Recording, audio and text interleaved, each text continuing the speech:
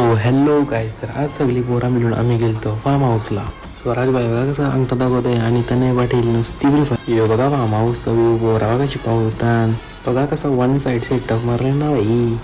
धैर्य बाईला तर राग म्हणून बाहेर डायरेक्ट अंड्यांवर पाय दिल्यानं फोडली डायरेक्ट अंडी.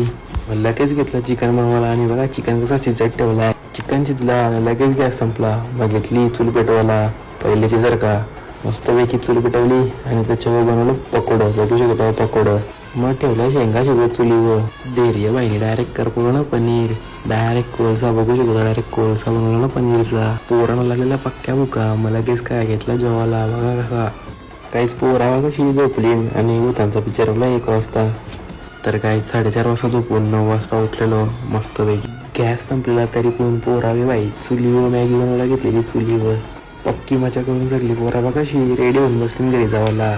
आजच्यासाठी एवढाच. भेटूया नेक्स्ट ब्लॉगमध्ये. Bye bye.